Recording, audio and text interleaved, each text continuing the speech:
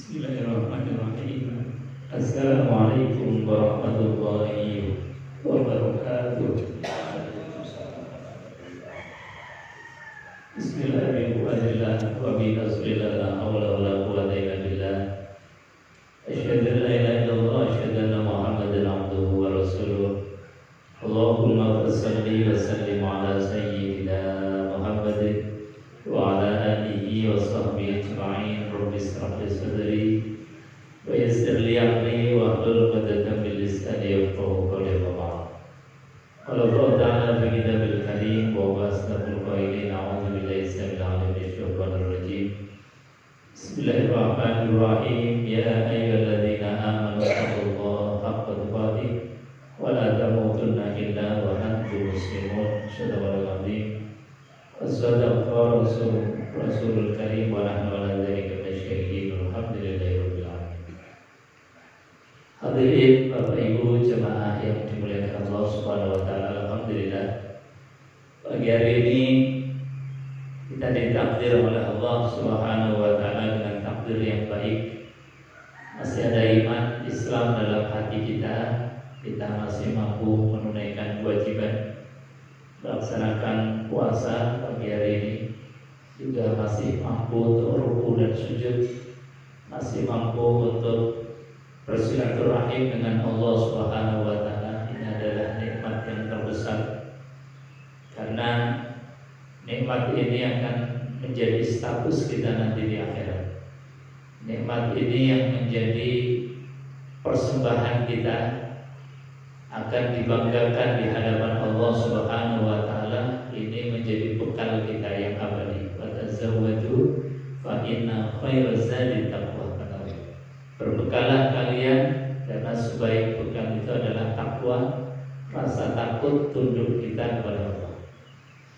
Maka alhamdulillah, ini di penghujung Ramadan, tinggal beberapa hari lagi kita akan menyelesaikan Ramadan ini. Mudah-mudahan seperti yang diharapkan oleh Allah la'allakum tattaqun, agar kita menjadi orang yang bertakwa. Jemaah yang dimuliakan Allah Subhanahu wa taala. Jadi di akhir Ramadan ini Allah hanya minta dua. Di akhir bulan suci Ramadan, atas semua ibadah yang kita lakukan ini, walitukabbirullaha ala ma hadakum wa la'allakum tashkurun. Walitukabbirullaha di penghujung Ramadan ini, agar kita kemudian bertakbir kepada Allah. Jadi selepas Ramadan, ujungnya akhir daripada perjuangan ibadah kita itu dengan takbir. Jadi takbir itu bukan hanya sekedar budaya kebiasaan, sehingga kita mencukupkan mewakilkan takbirnya itu di masjid-masjid. Anak-anak kita ramai mungkin takbir keliling dan lain sebagainya. Bukan itu. Takbir itu adalah tujuan dari semua prosesi ibadah kita, walitukabbiru, agar kita bertakbir, mengagungkan Allah, membesarkan Allah. Dan maknanya ujung dari Ramadan kita ini kecil di hadapan Allah. Itu sebetulnya ujung puncak daripada ibadah kita. Jangan selepas Ramadan kita masih merasa besar. Yang kaya masih merasa hebat dengan kekayaannya, yang punya jabatan masih merasa hebat dengan jabatannya, yang punya status sosial merasa masih punya jabatan atau hebat dengan status sosial. Maka semua itu harus dikecilkan semua. Yang dibesarkan adalah asma Allah Subhanahu wa taala. Jadi sekali lagi, ujung daripada Ramadan itu harus walitukabbirullaha, bertakbir, disebutkan dengan lafaz takbir, Allahu Akbar, Allahu Akbar, Allahu Akbar, la ilaha illallah, Allahu Akbar, Allahu Akbar, walillahil hamd. Kalimat-kalimat itu kita coba untuk renungkan, mentadaburi apa itu maknanya. Apakah hanya sekedar melantunkan takbir? Ternyata dengan takbir itu terapi kita atas segala apapun yang kita pikirkan, apapun yang ada dalam benak dan hati kita. Kita kecilkan semua. Yang agung, yang besar hanya Allah Subhanahu wa taala. Itu yang pertama. Yang kedua, wala'allakum tashkurun. Ujung dari perjuangan Ramadan itu agar kita bersyukur kepada Allah atas segala perjuangan ibadah kita. Puasa itu luar biasa perjuangannya. Qiyamul Lail itu juga perjuangannya luar biasa. Orang kalau enggak diperjuangkan puasanya, mungkin banyak sudah lobang-lobang, mungkin karena kerja yang siang malam capek, kemudian puasanya menjadi ketinggalan. Sebab di siang harinya kita kerja, qiyamul lailnya jadi keteteran. Maka di ujung Ramadan itu kita mensyukuri semua apapun yang Allah berikan kepada kita. Nah, ini adalah dua hal yang diminta oleh Allah Subhanahu wa taala atas Ramadan kita. Allah menyampaikan walitukabbirullaha ala ma hadakum wa la'allakum tashkurun. Bertakbirlah dan bersyukurlah kepada Allah Subhanahu wa taala. Hadirin jemaah yang dimuliakan Allah. Kita lanjutkan kajian tafsir Al-Qur'anul Karim masih pada surat Al-Baqarah.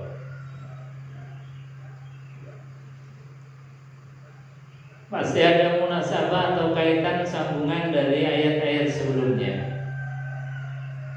Sekarang Allah sampaikan bahwa di antara visi misi tujuan Allah turunkan Nabiullah Adam ke muka bumi, ini memang sudah menjadi skenarionya Allah. Manusia Adam dan juga anak cucunya itu memang KTP-nya KTP surga. Adam itu lahir di surga, pernah tinggal di surga.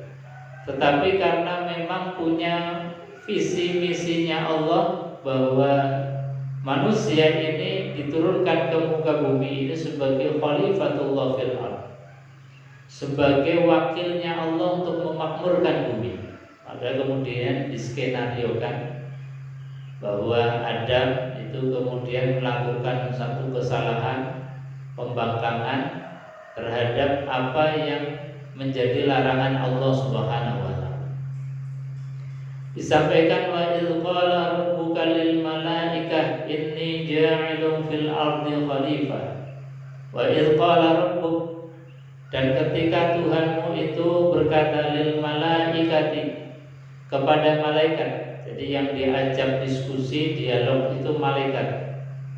Inni ja'ilun fil ardi khalifah. Ini sesungguhnya aku, kata Allah, ja'ilun adalah yang menjadikan fil ardi di muka bumi ini khalifah, seorang atau makhluk yang menjadi wakilnya Allah. Khalafah itu artinya orang yang di belakangnya Allah, orang yang harus ikut aturan hukum-hukumnya Allah Subhanahu wa taala. Maka dari makna inni ja'ilun fil ardi khalifah, bahwa aku jadikan manusia itu sebagai khalifah, kita di muka bumi ini tidak boleh kemudian melakukan hal apapun kecuali di belakang hukum-hukumnya Allah. Tidak boleh kita melakukan aktivitas apapun, bahkan hal-hal yang remeh pun tidak boleh kecuali itu atas nama Allah Subhanahu wa taala. Jadi bukan atas nama kita, meskipun itu adalah kepentingan atau hadzul nafsinya kita. Misalnya kita makan, itu kan sejatinya bukan untuk siapa-siapa, tapi kepentingan kita. Kita minum juga kepentingan kita. Gak ada untungnya bagi Allah atas makan minumnya kita. Tetapi baginda Rasulullah SAW kenapa mengajarkan sebelum makan, sebelum minum kita baca Bismillah? Bismillah itu kalimatnya Bismillahirrahmanirrahim. Bismillah dengan menyebut asma Allah. Artinya apa? Kita makan itu bukan karena kita lapar. Kita minum bukan karena kita haus, tapi makan dan minumnya kita itu atas nama Allah. Karena Allah telah menjadikan tubuh kita dan tubuh kita wajib untuk dijaga. Karena ini adalah amanatnya Allah, maka saya makan, maka saya minum. Jadi makan minum bukan karena ada kepentingan kita, tapi karena Allah memerintahkan, Allah mengamanatkan tubuh kepada kita, maka harus kita jaga. Maka harus kita jaga, kita pelihara, kita rawat. Itu namanya khalifah. Kita dalam melakukan aktivitas apapun itu atas nama Allah Subhanahu wa ta'ala. Nah, seringkali kita ini aktivitasnya ini tidak mengatasnamakan Allah. Aktivitas kita ini serasa ini kan kebutuhan kita, butuh makan, butuh minum. Padahal itu salah. Jadi mindset yang harus diluruskan ketika kita menjadi khalifatullah, apapun bentuk amaliyah, perilaku, ucapan dan perilaku anggota tubuh kita itu atas nama Allah Subhanahu wa ta'ala. Makanya baginda Rasulullah dalam sebuah hadis, beliau mengatakan, kullu amrin zibalin la yubda'u fihi bismillah fahuwa aqdar. Segala apapun yang punya nilai kebaikan, yang tidak diawali atas nama Allah, yang tidak diawali dengan bismillah, fahuwa aqdar, maka itu menjadi terputus. Ini kan satu hal yang luar biasa. Jadi tidak ada kaitannya dengan Allah. Makanya harus bismillah dalam segala aktivitas baik apapun.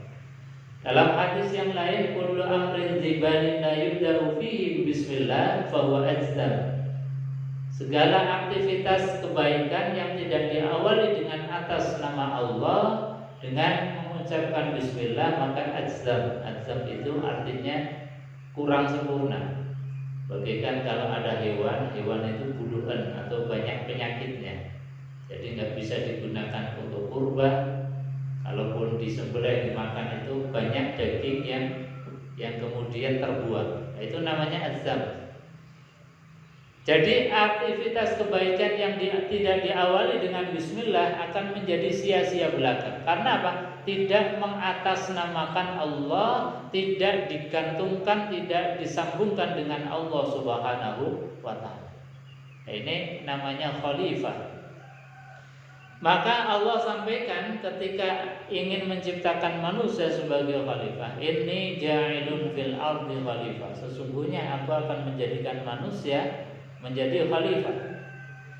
Qalu ataj'alu fiha may yufsidu fiha wa yasfiku dima. Maka kemudian kalimat Allah ini disomasi oleh malaikat. Nah, ini somasi pertama itu oleh malaikat. Dipertanyakan apa yang menjadi ucapannya Allah Subhanahu wa ta'ala.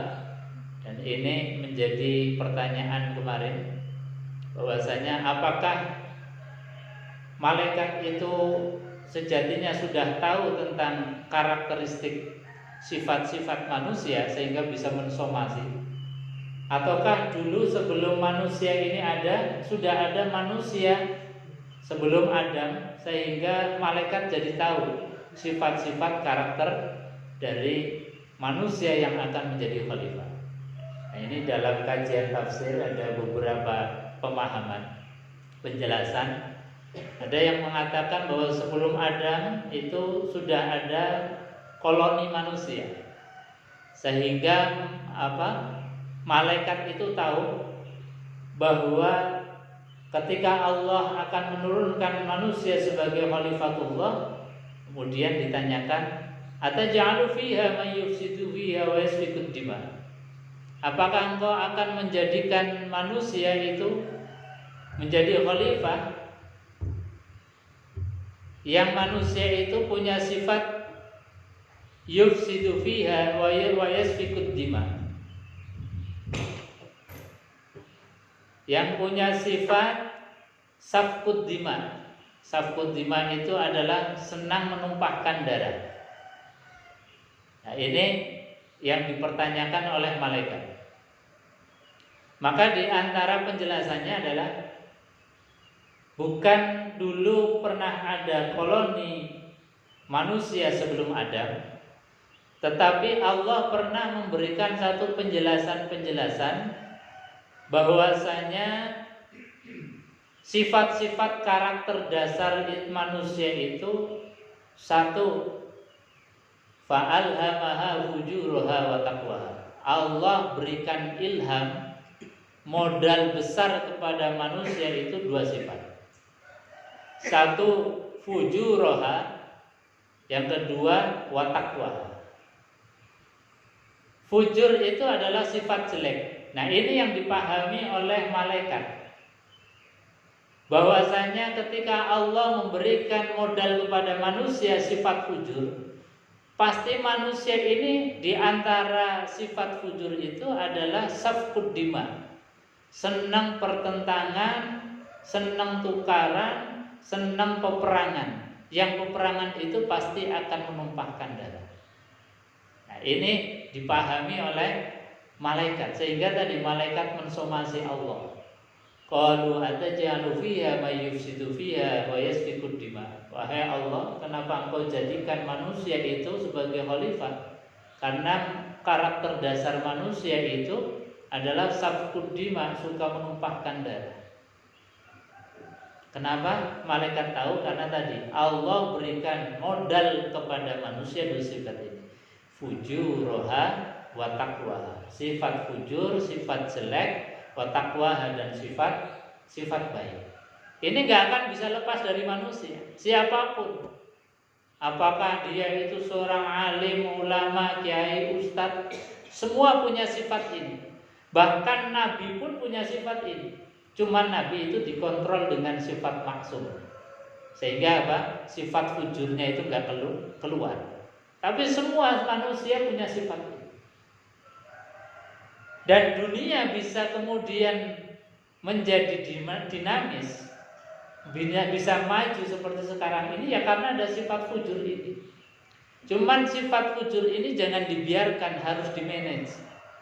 Ketika marah, jangan kemudian marah diapresiasikan atau dikeluarkan dengan marah. Tapi bagaimana marah yang harus dikelola menjadi rahmah. Ketika kita fujur, sifat fujur itu keluar, misalnya sifat zalim, maka bagaimana sifat zalim itu supaya ditekan. Yang keluar adalah sifat kasih sayang, rahmat kepada alam semesta. Nah, ini somasi pertama itu dilakukan oleh malaikat. Qalu ataj'alu fiha may yufsidu fiha wa yasfiku dima. Jadi kenapa malaikat itu mempertanyakan? Karena malaikat itu mendapatkan pengajaran, mendapatkan satu ilmu dari Allah Subhanahu wa taala bahwa karakter dasar manusia itu karena diberikan oleh Allah dua sifat, fa'alhamaha fujuraha wa taqwaha. Ini yang tidak dimiliki oleh makhluk yang lain, termasuk malaikat. Wa nahnu nusabbihu bihamdika wa nuqaddisu lak. Kata malaikat, kenapa tidak kami saja yang dijadikan sebagai khalifah di muka bumi ini? Karena apa? Nahnu nusabbih. Kami ini adalah makhluk yang senantiasa bertasbih, senantiasa membersihkan engkau dari sifat-sifat kesyirikan, yang tidak pernah bermaksiat, yang selalu taat kepada perintahnya Allah Subhanahu wa taala. La ya'sunallaha ma amarahum, tidak pernah bermaksiat terhadap apa yang diperintahkan. Itulah malaikat. Sehingga penginnya malaikat, ya harusnya kami saja yang pantas jadi khalifah. Kenapa harus manusia yang punya sifat karakter dasar fujuroha wa taqwaha? Maka dijawab oleh Allah Subhanahu wa taala, qala inni a'lamu ma la ta'lamun. Jadi jawaban Allah sangat cerdas, singkat, padat. Allah menjawab bantahan malaikat ini dengan kalimat inni a'lam. Aku ini, kata Allah, lebih mengetahui ma la ta'lamun, terhadap apa yang kalian tidak tahu. Artinya apa? Bahwa ini memang sudah skenarionya Allah Subhanahu wa taala di bumi, Ya seperti ini. Di bumi ini ada dinamika karena tadi kita manusia itu punya sifat dua, fujuroha wa taqwa. Andai kata yang menjadi khalifatullah fil ard ini adalah malaikat, maka tidak akan terjadi perubahan dan perkembangan dunia ini seperti sekarang ini. Kita mulai dari dulu belum ada tulisan, orang kemudian dengan nafsunya membuat tulisan, dengan nafsunya membuat buku, dengan nafsunya membuat gedung, dengan nafsunya membuat mobil, dengan nafsunya membuat macam-macam dibuat. Tetapi Allah Subhanahu wa taala juga membuat rem dengan memberikan manusia wa taqwa, sifat takwa. Nah, ini adalah perintahnya Allah Subhanahu wa taala agar dunia ini menjadi dinamis. Kalau manusia ini tidak dijadikan sebagai khalifah dan yang menjadi khalifah adalah malaikat, maka dunia ini pasti akan stagnan, akan mandek. Makanya orang yang baik buruk itu memang harus ada di dunia ini. Gak bisa kemudian manusia itu baik semua, takwa semua, Islam semua, gak bisa. Karena memang itu sudah sunnatullahnya begitu. Beragam itu adalah sunnatullah. Ya ayuhan nas inna khalaqnakum min dzakari wa unsa wa ja'alnakum syu'uban wa qabaila lita'arafu. Wahai manusia, aku ciptakan kalian itu dengan keragaman. Ada jenis laki-laki perempuan, ragam dalam bangsanya, ragam dalam sukunya, ragam dalam bahasanya, ragam dalam warna kulitnya. Itu desain sunnatullahnya itu memang begitu.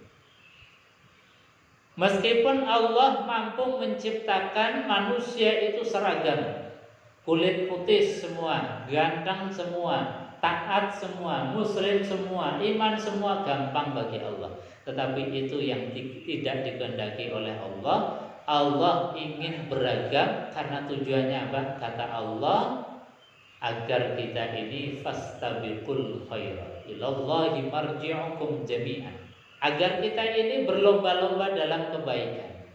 Yang ketika kita ditakdir saat ini mungkin menjadi orang yang baik, orang yang taat, orang yang bertakwa, maka tugas kewajiban orang baik itu membimbing yang belum baik. Bukan membuli, bukan mencaci, bukan menghindari.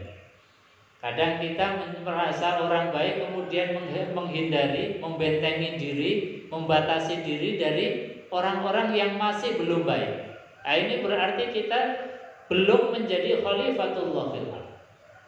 Khalifatullah fil ard itu maknanya kita ditakdir oleh Allah saat ini jadi apa, maka kita punya kesadaran. Ketika kita misalnya ditakdir menjadi orang yang buruk, jelek, harus punya kesadaran, ya Allah, kok saya begini amat ya, disuruh sholat kok ya Allah beratnya minta ampun. Harus punya kesadaran, ya Allah, bagaimana caranya agar beratnya ketika kita beribadah itu dikikis sedikit demi sedikit. Dengan cara apa? Kumpul dengan orang soleh, cari komunitas baik, hadiri kemudian majelis-majelis ilmu, tatap muka dengan ulama, dengan kiai, dengan ustadz. Itu menghadirkan kebaikan energi kita. Pun ketika kita dalam keadaan baik sama, jangan kebaikan kita menjadikan kita ini takabur, kemudian membatasi diri, membentengi diri dari mereka yang belum mendapatkan hidayah. Itu namanya khalifatullah fil ard. Jadi berada di dalam hukum-hukumnya Allah terus. Punya kesadaran yang dibangun terus-menerus. Ketika lagi baik harus bersikap bagaimana, ketika lagi buruk harus bersikap bagaimana. Karena baik dan buruk itu sudah jadi skenarionya Allah Subhanahu wa taala. Jadi baik buruk tidak akan bisa lepas dari kehidupan kita. Contohnya misalnya hasud itu jelek, buruk. Tapi ternyata sifat hasud, sifat marah pun punya nilai kebaikan. Misalnya, kenapa dalam kajian sejarah misalnya, Kenapa Islam itu kemudian menjadi tersebarnya cepat banget sampai ke negeri kita. Padahal Islam itu dulu diturunkan di Arab dengan negeri kita Nusantara Indonesia ini jaraknya ribuan kilometer. Maka di antara kajian historis itu, ketika sahabat Ali dan Muawiyah itu bentrok, artinya ada sifat-sifat yang tidak baik. Jadi sahabat Ali dan Muawiyah itu bentrok, peperangan. Kemudian pengikutnya Ali itu dikejar-kejar oleh Muawiyah. Banyak yang kemudian menyebar, ada yang ke Yaman, ada yang ke Gujarat, India, bahkan sampai ke Pelayan, sampai ke Nusantara. Bahkan ada yang sampai ke Guangzhou, Cina. Itu karena apa? Karena tadi ada pengejaran yang dilakukan oleh Muawiyah. Artinya apa? Andai kata Islam dulu di Arab ini damai-damai saja, andai kata Islam dulu itu tidak ada pertentangan, tidak ada gejolak, tidak ada peperangan, tidak ada saling mencari, saling memburu, bahkan saling membunuh, nggak ada sahabat yang sampai ke Pelayan, sampai ke Guangzhou, Cina. Tapi barokahnya tadi ada sifat hasud, ada sifat dengki, ada safkud dima, pertumpahan darah. Orang itu dari kemudian dipaksa menyebar sampai penyebarannya itu menjadi cepat banget. Ada yang ke Yaman, ada yang ke Gujarat, India, bahkan sampai ke Nusantara, bahkan sampai ada yang ke Cina, yang sampai meninggalnya dimakamkan ke Guangzhou. Ini artinya apa? Bahwa hal yang jelek pun kadang-kadang ada manfaatnya. Artinya apa? Bahwa kita misalnya membuat rumah ada sumur, pasti di samping sumur pun ada pecerah, ada buangan air kotoran. Itu sudah menjadi sunatullahnya. Jadi tidak bisa kemudian karena kita ini rumahnya bagus, rumahnya kemudian nggak ada WC sama sekali, nggak ada buangan air, nggak ada pecerahnya, nggak bisa. Wong itu sudah menjadi kebutuhan kita. Tapi di manage dengan baik, sehingga apa? Meskipun itu peceran, kadang di peceran selokan itu pun tumbuh kadang tumbuhan yang bahkan itu bukan tumbuhan yang baunya nggak sedap, tapi justru malah yang tumbuh di peceran kadang-kadang tumbuhan yang baunya itu harum. Misalnya apa? Ada tumbuhan yang harum itu yang biasanya untuk itu namanya apa? Itulah yang biasa untuk nyampuri makanan. Yang harum biasanya dirajang-rajang juga untuk kalau kita ke makam itu ada namanya apa? Pandan. Pandan itu kan biasanya tumbuhnya di peceran-peceran. Kalau kita ke kampung biasanya itu tumbuhnya di situ. Artinya apa? Meskipun itu selokan, buangan air kotor pun kadang-kadang ada sesuatu yang tumbuh dengan tumbuhan yang baik. Sama dengan kita. Kadang orang itu safkudima peperangan, tapi di balik peperangan itu barokahnya orang itu tukaran, barokahnya orang itu kemudian saling hasud. Ini Islam menjadi nyebarnya lebih luas. Orang tukaran misalnya, kiai punya anak banyak, tukaran warisan. Itu kemudian jadi nyebar pondoknya. Nyebarnya anak kiai, meskipun kemanapun dia bikin pesantren-pesantren. Nyebarnya orang baik pasti akan menyebarkan kebaikan-kebaikan di mana-mana. Artinya apa? Skenarionya Allah itu luar biasa. Meskipun ada sifat hasud, ada sifat dengki, ada sifat marah, tapi kalau kita kelola dengan baik, ini akan menjadi rahmat untuk semesta. Nah, ini adalah hal yang perlu kita punya kesadaran, di mana kita ini saat ini sedang ditakdir oleh Allah. Ya itulah, ketika sedang menjadi orang baik, maka kita pun punya konsekuensi tanggung jawabnya. Orang yang sedang baik adalah mengajar, membimbing, menemani orang lain yang belum baik untuk menjadi baik seperti kita. Jangan berjarak, jangan kemudian malah mencaci, membuli, apalagi sampai menjas, memberikan status stempel kepada mereka. Itu bukan ranah kita. Itu ranahnya Allah. Ranahnya Allah adalah menjas, menghukumi. Ranahnya kita adalah ad-da'i ilallah, mengajak kepada Allah Subhanahu wa ta'ala. Pun ketika kita dalam keadaan bilalah ditakdir pas menjadi orang yang tidak baik. Karena kita pasti ya kadang baik, kadang buruk. Gak selamanya kita baik terus. Gak selamanya pas regep terus. Kadang-kadang pas ketemu malesnya. Ya, pas males, pas ketemu kita ini lagi tidak baik, yang kita harus punya kesadaran. Ada nasihat dari orang lain, kita jangan tolak dulu, minimal diam. Kalaupun misalnya kita pas lagi nggak cocok, jangan ditolak, minimal diam. Karena apa? Kalau kita ini menolak kebaikan yang disampaikan oleh orang lain, ini khawatirnya kita menjadi orang yang sombong. Nah, seperti iblis. Iblis ini kenapa diusir oleh Allah? Karena punya sifat sombong. Jadi aba wastakbar. Disuruh untuk tunduk kepada Adam, itu aba. Aba itu enggan. Wastakbar. Kemudian muncul rasa takabur. Takabur apa itu cirinya? Kata Rasulullah SAW, raddul haq, menolak kebenaran, menolak nasihat. Maka ketika kita dalam keadaan misalnya tidak baik, kok ada nasihat dari orang lain, hati kita sejatinya belum cocok, tapi jangan sekali-kali kita menolak, minimal diam. Sebab kalau kita sudah menolak, itu berarti raddul haq. Kalau raddul haq berarti sudah kita ini hatinya terjangkiti dengan penyakit takabur atau sombong.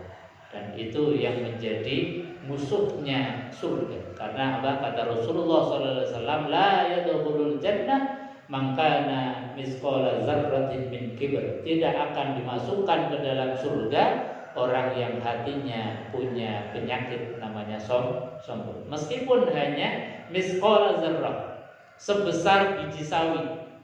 Atau zarrah itu kalau dalam bahasa Arab itu adalah juz'un latifun alladzi la yatajazza, partikel terkecil yang sudah tidak bisa dibagi lagi. Mungkin bahasanya kita apakah itu atom, molekul atau apalah, itu namanya zarrah. Jadi partikel terkecil yang sudah tidak bisa dibagi lagi. Sombong yang sangat-sangat kecil yang sudah nggak bisa dibagi lagi, itu pun penghalang masuk surga. Maka kalau kita ini dapat nasihat, mungkin kita nggak cocok, ya sudah diam saja. Barangkali kalau kita hatinya sudah terbuka, nanti kita bisa mengikuti nasihatnya. Tapi jangan sekali-kali kemudian dengan lisan kita membantah, menolak daripada nasihat. Hadirin jemaah yang dimuliakan Allah Subhanahu wa ta'ala. Jadi kata Allah mengatakan bahwasanya inni a'lamu ma la ta'lamun. Wahai malaikat, enggak usah risau karena aku lebih tahu daripada kamu. Aku menjadikan manusia ini menjadi khalifatullah fil ard karena agar dunia ini menjadi berkembang, menjadi dinamis. Karena kalau engkau ini yang menjadi khalifah, menjadi pemakmur bumi nggak akan bisa dinamis. Kenapa? Karena malaikat itu tidak diberikan bekal oleh Allah, yaitu fa'alhamaha fujuraha wa taqwaha. Nah, yang diberikan ini adalah manusia. Maka ketika kita ini sudah diangkat oleh Allah menjadi khalifatullah fil ard, pemakmur Allah di muka bumi ini, maka kita di setiap apapun baik ucapan ataupun aktivitas gerak tubuh kita tidak ada lain kecuali di belakang kita ada Allah Subhanahu wa ta'ala, di depan kita ada Allah, di samping kita ada Allah. Jadi kita hanya mengikuti apa yang menjadi karepnya Allah Subhanahu wa ta'ala. Bapak Ibu hadirin jemaah yang dimuliakan Allah, saya kira itu untuk kajian pagi hari ini. Sebelum ditutup, mungkin ada yang mau ditambahkan atau ditanyakan, monggo silakan. Monggo.